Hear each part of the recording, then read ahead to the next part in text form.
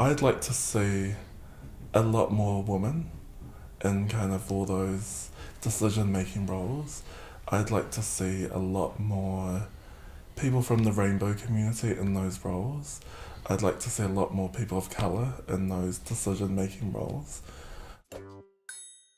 Young artists, emerging artists, I find that a lot of them are discouraged to pursue the arts because they're not succeeding in terms of funding, etc. So they end up giving up, and then they go to normal 9 to 5s, which, I mean, there's nothing wrong with that. But I mean, I just think we're robbing them of kind of their experience to be an artist. Like, that's not fair on them. And so I think if there's anything that I could say would be to those big funding bodies to open more doors and open more avenues for emerging artists, for artists of colour, to be able to apply for things.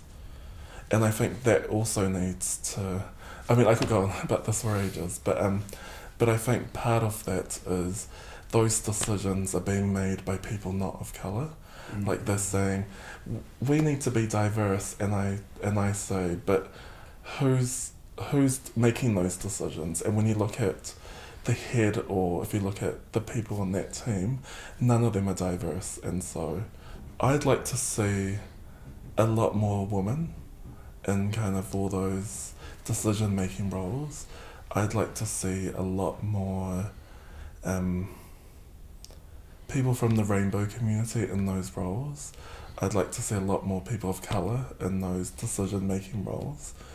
In New Zealand, I'd like to think, from what I understand at least, I think they're kind of at the forefront in terms of diversity and that, to some level, I guess.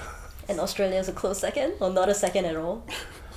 I wouldn't know who's second, to be completely honest. I think it would be Canada. Oh. They have a lot of Indigenous festivals, and I know there's a lot of funding available to their people too, so that's great. Yeah, apparently the indie market can do quite well in Canada. Like, they've got so many doors open for those people there. Yeah.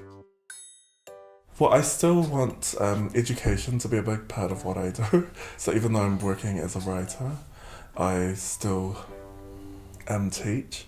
Not like a normal classroom kind of environment, but I work with a lot of youth. But I look at like the kids that I work with, and I think like, they're so amazing. I feel like I learn so much from them, and I think they are like the leaders of tomorrow.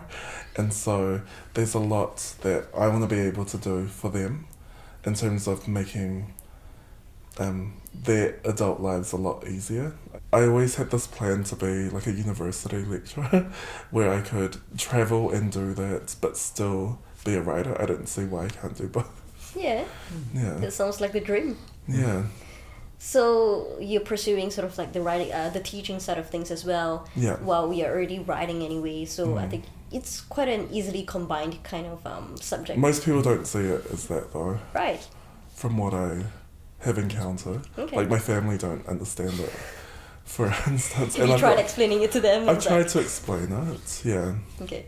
I think they're starting to get it, yeah. I come from a very large family, not immediate family, so I've got 3 other siblings, but on my mum's side there's 17 of them.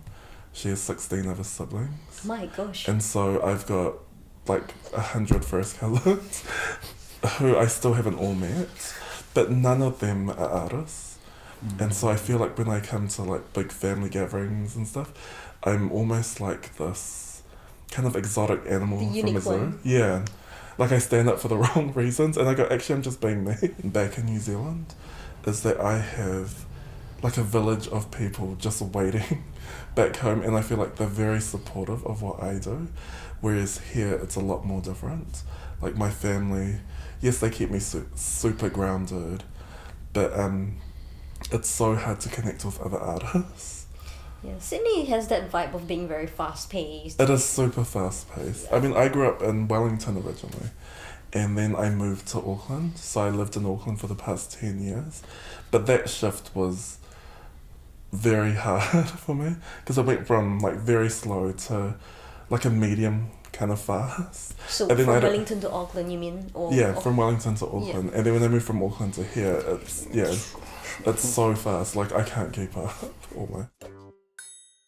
I still don't think I'm a good writer. I think for me, I just have a lot of persistence. Like, I just don't say no. I think it's something I learned kind of as an actor that, you know, what's the saying? Something about when you audition, like 99 no's and one yes, or something like that. Yeah. I'm paraphrasing it really badly. But I think for me as a writer, like I've gotten so many no's, but I always found a way to make it work. So if I applied for a certain job and they said, you're not the right fit for what we're looking for, I always made sure that then I would approach them at a different angle, because I have all this kind of like admin experience. I've got all these other things under my belt that I can kind of bring to the surface, I guess. So even if it's just me saying, do you need this instead, or is there something else that I can offer? Is there something else that you're looking for? Or and then I kind of make it work. So even if I don't get a yes on the spot, sometimes they might say, come back in a month or two, we're actually looking for this role, and I go, oh, that's perfect, I'm happy to do that. And then when the time comes, when they're looking for what I originally applied for, then I'll go for it. I've got 5 nieces and nephews, so all my siblings have children, and I was really shocked at the kind of the lack of like diverse books that they were bringing home. I was like, said to myself, wouldn't it be cool if they could read a book that they could identify with the main characters? And so I started writing this book. The more I look at the story, I realised that I can't just do this one-off thing. Like, I want to turn it into a full series. So I'm actually looking at writing it as a full series.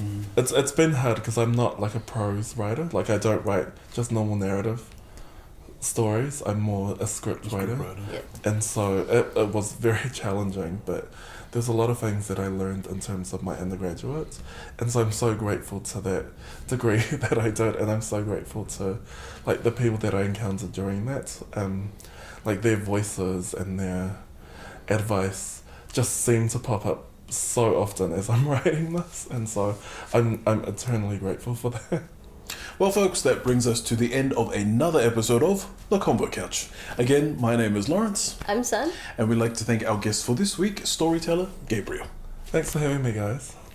Don't forget to check out the links below and subscribe too. See you next time.